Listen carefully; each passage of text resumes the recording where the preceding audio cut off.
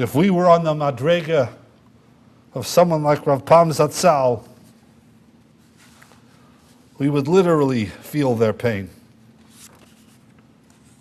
Rav Pam once went to be Menachem Ovel to a parent who had lost a child, Rachmana Litzlan, the most difficult of NICHUM Avelims. Do you know what Rav Pam told them? He came in, he sat down, he cried. He got up, he said, Amoki minachem eschem, and he walked out. And he didn't say a word.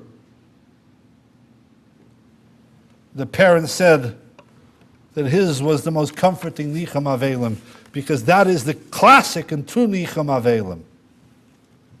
As Rashi says in Masechta Shabbos on the Gemara of a Menachmen Avelim b'Shabbos, that we don't do NICHUM Avelim on Shabbos, according to Man Amar Zok Rashi Mishum Mitztayer Im HaMitztarim. Because you're causing yourself pain, which you shouldn't do on Shabbos. That's classic NICHUM Avelim, to literally feel their pain. And I may add parenthetically, that if you ever, chas v'shalom, have to be menachem ovel to parents who have lost a child, do not try to explain to them why they lost their child. Because you don't know, unless you're a Navi.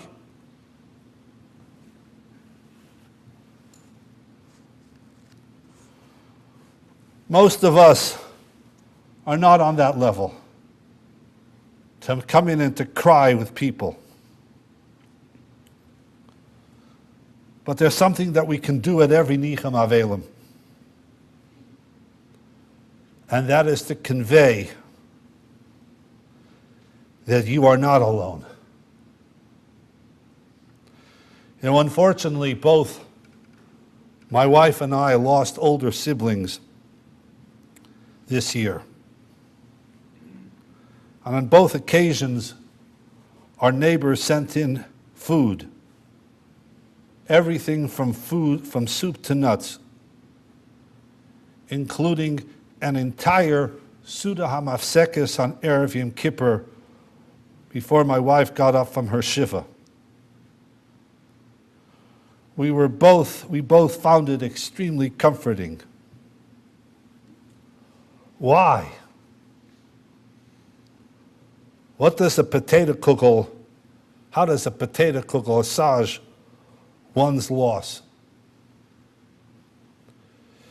Because it says you are not alone. If I can't replace your loss, if I can't find the right words to say, if I can't sit and cry with you, but I want you to know that I am with you, and you are not alone. And just as the Rebbeinu Shalom showed Klal Yisrael on that 15th day of Av, when they saw the Harugei Beitar, and it was a simcha because the Rebbeinu Shalom himself told us, you are not alone. So too, in our own small way, small acts like sending food, or sending a note, or just sitting with an ovel or a sick person, or a lonely person. That's a NICHUM. That's comforting. And there are other things that we can do for people in their times of need.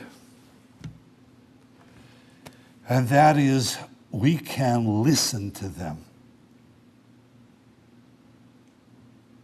Not provide them necessarily with brilliant eitzes and advice.